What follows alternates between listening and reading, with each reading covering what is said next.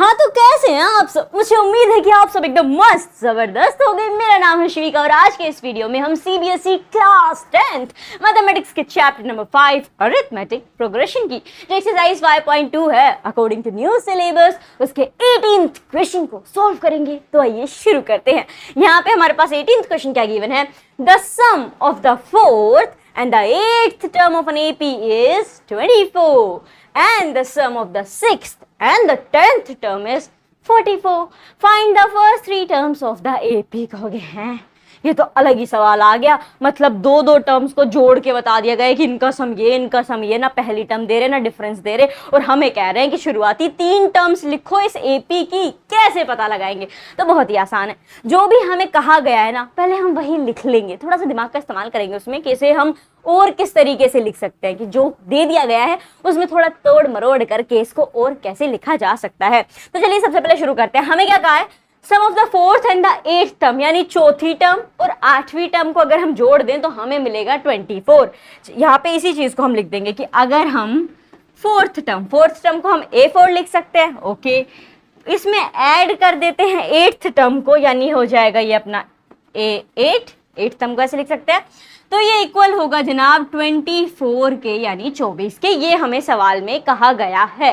तो अब हमें क्या करना होगा, अब देखो आपको क्या करना है, यहाँ पे सबसे पहले ये जो A4 है ये हमें कैसे मिलता है, यानी जो एक्सप्लेनेशन वीडियो था उसमें भी हमने जनरल फॉर्म ऑफ एपी देखी थी। जनरल फॉर्म में क्या था कि भैया पहली टर्म है, अगली टर्म चाहिए तो 2 बार आप A+D कर देना है सेकंड टर्म के लिए, यानी पहली टर्म में डिफरेंस को ऐड कर देना है। तीसरी टर्म चाहिए तो आपको A+ में 2D कर देना है, 2 बार डिफरेंस को ऐड कर देना है उसके अंदर। अगर चौथी टर्म चाहिए तो 3 बार पहली टर्म में डिफरेंस को ऐड कर देना है। 5वीं चाहिए तो 4 बार ऐड कर दो डिफरेंस को पहली टर्म में, और इस तरीके से आपकी एपी फॉर्म होती जाएगी। तो उसके हिसाब से अगर हम देखें तो इस A4 को हम A+ में 3D लिख सकते हैं, क्योंकि इसी तरीके से हमें मिलेगा पहली टर्म में 3 बार डिफरेंस को जोड़ देंगे तभी हमारे पास A4 आएगा। बिल्कुल सही बात है, तो इसको इस तरीके से लिख दो। उसके बाद प्लस का साइन है तो यहाँ पे हम भी प्लस लगा देंगे। अब 8th टर्म जो है A8, ये हमें कैसे मिलेगी, 8वीं टर्म। सीधी सी वही बात है जिस हिसाब से 4 कैसे मिली, चौथी टर्म कैसे मिली, कि जब हमने पहली टर्म में 3 बार डिफरेंस को जोड़ दिया, तो 8वीं टर्म अगर हमें चाहिए तो हमें 7 बार डिफरेंस को जोड़ना होगा पहली टर्म में, तो ये हो जाएगा A+ में 70। अब इनका जोड़ तो 24 ही रहेगा, इनका एडिशन जो सम है वो तो 24 ही रहेगा। इनको हम इस तरीके से लिख सकते हैं। अब जरा यहाँ पे गौर फरमाइए क्या हो गया है, यहाँ पे A भी है इधर, यहाँ पे भी A है, यानी ये अगर इन्हें आपस में जोड़ दो तो कितने A बन गए, बोले A के इधर है A के इधर है, ये बन गए 2A एग्जैक्टली। तो हम इन्हें लिख देंगे 2A। वैसे ही अब ये 3D है, इधर 7D, भाई प्लस हो रहा है तो इनको भी जोड़ देते, क्यों बैठा के रखे इन्हें भी। तो 7 के अंदर आप 3 ऐड कर दो तो आपके पास आ जाएगा 10D। ये इक्वल तो रहेंगे 24 के ही, ठीक है। 24 के अंदर कोई चेंजेस नहीं होंगे, वो ऐसे का ऐसा यहाँ पे रहने वाला है, क्योंकि हो गया काम। यहाँ पे बस इतना ही जा सकता है। तनिक ठहरो, जरा ध्यान से तो देखो, ये 2, ये 10, ये 24 किसी एक टेबल से, किसी एक नंबर से पूरे पूरे कट जाते हैं। बोले कट जाते हैं, किससे कट रहे हैं? ये 2, 10, 24 जी 2 ही से कट रहे हैं। यहाँ पे अगर आप देखोगे तो 2 से आप इन्हें काट सकते हो। 2 1 2 हो जाएगा तो खाली एक बच जाएगा, 2 5 10 हो जाएगा तो 5 बच गया। D ऐसा कैसा रहेगा यहाँ पे हमारे पास। Similarly 24, 2 1 2 and 2 2 4। अब बन गई ये हमारी पहली इक्वेशन। अब इसको आगे हम ज्यादा तोड़ेंगे मरोड़ेंगे नहीं, मतलब इधर का उधर कुछ नहीं करना है। जो पहली चीज हमें दी गई थी यहाँ पे, उसमें से हमने ये कंक्लूजन ट्राई कर लिया कि A+ में 5D will be equal to 12। Okay, लेकिन आगे भी तो बढ़ो, सवाल के अंदर और भी चीजें दी गई हैं। जी बिल्कुल दी गई है। क्या कहा है अब कह रहा है कि 6th टर्म और 10th टर्म को अगर हम जोड़ दें, 6ठी और 10वीं टर्म को अगर हम जोड़ दें तो हमें मिलेगा 44, यानी कि 44। क्योंकि इसके साथ क्या करना है, इसके साथ भी बिल्कुल वही करना है जो आपने पहले वाले के साथ किया, यानी A4 और A8 के साथ किया, सेम यहाँ पे A6 और A10 के साथ होने वाला है। तो इसको तो इस साइड कर देते हैं और अब हम अगली टर्म के ऊपर आ जाते हैं। So let's start here.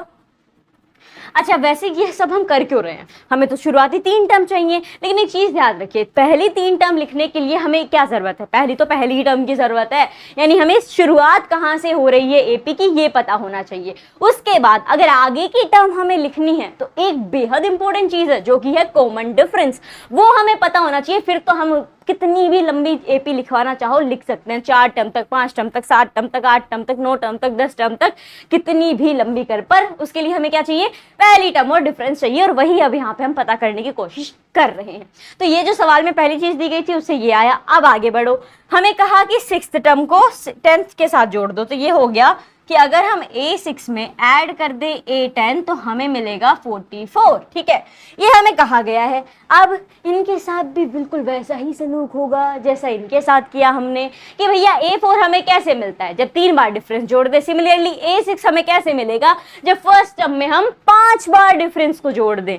तो ये हो जाएगा आपका A6 A प्लस में 5D, ठीक है, A6 को हम ऐसे लिख सकते हैं। उसके बाद अगर A10 की बात करें तो इसे हम लिख सकते हैं A प्लस में 9D, क्योंकि जब पहली टर्म में हम 9 बार डिफरेंस को जोड़ेंगे तभी हमें 10वीं टर्म मिलेगी। 44 ऐसे ही चलेगा, उसमें हम कोई चेंजेस नहीं करेंगे। आगे बढ़ते हैं, वापस वही चीज हो रही है, 2A है यहाँ पे, आपस में जुड़ जाएंगे, 1A plus 1A it will be equal to 2A। तो ये हो जाएगा आपका 2A प्लस में 5D में 9D जोड़ दो, 9 में 5 जोड़ो 14 आ जाएगा आपके पास, तो ये आ गया 14D। इक्वल रहेगा ये किसके? 44 के। 44 का ऐसे चलाना। अब फिर से देखो यहाँ पे ये जो सारे के सारे नंबर्स हैं 2, 14, 44, ये किसी एक नंबर से कट हो रही हैं। किससे? उसी से जिससे आपने इन्हें कट किया है, 2, 10 और 24 को, उसी से कट होंगे। कौन सा नंबर था वो? 2 था, तो ये 2 से सारे के सारे कट जाएंगे। आपके पास आ जाएगा 2 1s are 2, 2 7s are 14 equals to 2 2s are 4 and 2 2s are 4 and here it comes our second equation। ये बन गई अपनी सेकंड इक्वेशन। कहोगे 2 इक्वेशन बना ली, अब तो सवाल भी खत्म हो गया, आगे अब कहाँ बढ़ोगे? अब तो सीधा हमसे ही पूछ रहा है find the first 3 terms of the AP. तो अब हम पता है क्या करेंगे? अब हम डिफरेंस पता लगाएंगे, क्योंकि हमने ये 2 इक्वेशन यहाँ बना ली हैं, तो अब हम इन्हें कर देंगे सब्ट्रैक्ट और उससे हमारे पास आ जाएगा डिफरेंस। तो चलिए शुरू करते हैं। यहाँ पे सब्ट्रैक्ट किसको किसमें से करना होगा? पहली टर्म में से दूसरी टर्म को, दूसरी टर्म में से पहली टर्म को। तो जनाब आपको दूसरी टर्म में से पहली टर्म को कर देना है सब्ट्रैक्ट। तो यहाँ पे हम इस चीज को लिखेंगे भी कि हम सब्ट्रैक्ट कर रहे हैं, subtract first equation from second. पहली इक्वेशन को दूसरी वाली इक्वेशन में से माइनस कर दीजिए, तो ये है हमारी दूसरी इक्वेशन। A प्लस में 7D इक्वल्स टू 22, इसमें से हम माइनस कर रहे हैं A प्लस में 5D इक्वल्स टू 12। फटाफट से इसे माइनस करेंगे, इसको थोड़ा सा और छोटा कर देंगे इधर, ठीक है। A में से A गया, देखो यहाँ माइनस का साइन है, ये प्लस का A है, प्लस का A माइनस का A, प्लस माइनस माइनस, ये दोनों यहाँ से चले गए वैकेशन के ऊपर। अब हमारे पास नीचे माइनस बच गया, ऊपर प्लस है। 7 में से 5 माइनस कर दो, 7 में से 5 गया, 2 बच जाएगा आपके पास, तो ये आ गया यहाँ पे 2D। 22 में से 12 माइनस कर देना, सीधा सीधा है, 10 बच गया। यहाँ पे हमारे पास आ गया है 2D इक्वल्स टू 10। अब मुझे ये बताइए, क्या D की वैल्यू निकालना आसान है? जी बिल्कुल आसान है, इधर का उधर ही तो करना है। ये 2 यहाँ मल्टीप्लाई में है, उसको उधर भेज देंगे, डिवाइड हो जाएगा, D की वैल्यू निकल के आ जाएगी। एग्जैक्टली। तो चलिए इसको इस साइड हम कर देंगे, the D equals to 10 upon में 2, 2 1s are 2, 2 5s are 10, it means D की वैल्यू है 5। कॉमन डिफरेंस कितना है? 5 है। कहोगे लेकिन करेंगे इस कॉमन डिफरेंस का, जब हमें ये ही नहीं पता सीरीज कहाँ से शुरू हो रही है, तो इस कॉमन डिफरेंस को निकाल के हम करेंगे क्या? कोई बात नहीं, पता कर लोगे इस कॉमन डिफरेंस से कि सीरीज कहाँ से शुरू हो रही है, यानी हमारी पहली टर्म क्या होगी। बोले कैसे पता चलेगा? वही वापस वही फॉर्मूला लगाना होगा, A of n equals to A plus में n माइनस 1D। n में हम क्या रखेंगे? शुरुआती 3 टर्म। ना ना ना, यहाँ पे आपने 2 इक्वेशन बनाई है, A प्लस में 7D equals to 22 and similarly A plus में 5D इक्वल्स टू 12। इन दोनों इक्वेशन में से जो आपको अच्छे लगे वो एक इक्वेशन उठा लेनी है। मैं यहाँ पे पहली वाली ले रही हूँ, दैट इज A प्लस में 5D इक्वल्स टू 12। कहना क्या चाहते हो? यहाँ पे क्या करना होगा? देखो D की वैल्यू आपको पता चल गई, जी बिल्कुल पता चल गई। अब बचा है एकमात्र वेरिएबल जो कि है A, यानी कि पहली टर्म। तो यहाँ पे ये वैल्यू पुट करके थोड़ा मल्टीप्लिकेशन, सब्ट्रैक्शन, डिवाइड वगैरह करके इधर की उधर वैल्यूज को भेज के हम A की वैल्यू निकाल सकते हैं। तो देखो A हमारा एज इट इज रहेगा, क्योंकि हमें नहीं पता, यही तो हम निकाल रहे हैं। 5 यहाँ पे आ जाएगा, D आपको पता चल गया है, वो भी 5 है, इक्वल्स टू में 12 आएगा। ये हो जाएगा 5 5 25 विच इज इक्वल टू 12। अब देखो ये प्लस का 25 है, इसको उधर भेज देंगे, माइनस का हो जाएगा ये। सो 12 में से जब आप माइनस कर दोगे 25 को, या फिर पहले आप 25 में से 12 माइनस कर लो, फिर माइनस का साइन लगा देंगे, तो ये हो जाएगा 13। ठीक है, 5 में से 2 गया 3 बच जाएगा, फिर यहाँ पे 2 में से 1 गया 1 बच गया, और लग जाएगा यहाँ पे साइन किसका, माइनस का, यानी हमारी पहली टर्म निकल के आ गई है -13। क्या अब हम आगे की 2 टर्म और लिख सकते हैं? जी बिल्कुल लिख सकते हैं। पहली टर्म तो हो गई हमारी -13, अब हम एपी लिख रहे हैं, this is the last answer. ठीक है, लास्ट स्टेप है ये इस आंसर का। एपी पहली टर्म हो गई हमारी -13, अब हमें चाहिए अगली टर्म। वो कैसे निकालते हैं भैया? पिछली टर्म में हम एक फिक्स नंबर, प्रीसीडिंग टर्म के अंदर एक फिक्स नंबर ऐड कर देंगे, हमें अगली टर्म मिल जाएगी। यानी -13 के अंदर क्या ऐड करना होगा? फिक्स नंबर क्या होता है? एक्सप्लेनेशन वीडियो में समझा था हमने। फिक्स नंबर यानी कि कॉमन डिफरेंस, कॉमन डिफरेंस जनाब 5 है अपना, तो -13 में ऐड कर देंगे +5, -13 +5, माइनस प्लस माइनस, 13 में से चला गया कितना, 5, बच गया कितना, 8। साइन किसका लगेगा? बड़े वाले का, माइनस का। तो ये आ जाएगा आपके पास -13 -8। अब इसकी अगली निकालनी है, सीधी सी वही बात करेंगे। अब -8 में डिफरेंस को जोड़ देंगे, तो -8 है, प्लस में कर देना है 5, माइनस प्लस वापस से माइनस हो जाएगा, 8 में से 5 गया 3 बच जाएगा, साइन लगेगा बड़े वाले का, दैट इज 8, यानी ये हो जाएगा आपका -3। बस इतना ही काम था अपना और ये आंसर आ गया। क्योंकि क्यों, अभी तो और आगे लिखो ना, जरूरत नहीं है आगे लिखने की। यहाँ पे पहले कहा था first 3 terms of the AP, यानी शुरुआती तीन टर्म ही हमें लिखनी है, उससे आगे लिखने की कोई जरूरत नहीं है। तो 3 टर्म हमने लिख दी, पहली है -13, सेकंड टर्म है -8, थर्ड टर्म है -3, डिफरेंस है यहाँ पे 5 का। और इसी के साथ जो क्वेश्चन नंबर 18 है एक्सरसाइज 5.2 का, वो हो गया है सोल्व। फटाफट से देखते हैं हमने क्या क्या है। जब भी सवाल में आपको क्लियर ना हो कि पहली टर्म क्या है, कॉमन डिफरेंस क्या है, तो जो भी चीजें सवाल में दी गई हैं उन्हें लिख लो। वही हमने किया, यहाँ पे लिखा, फिर थोड़े दिमाग के घोड़े दौड़ाए और सोचा कि इनको और किस किस तरीके से हम लिख सकते हैं। तो फिर हमने लिख दिया कि भैया A4 को ऐसे भी लिखा जा सकता है, A+ में 3D।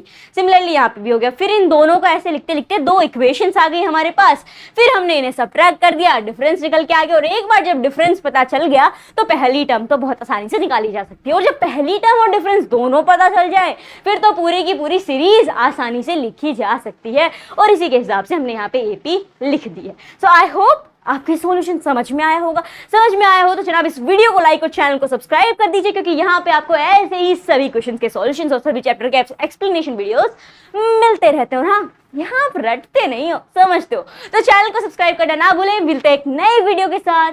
धन्यवाद।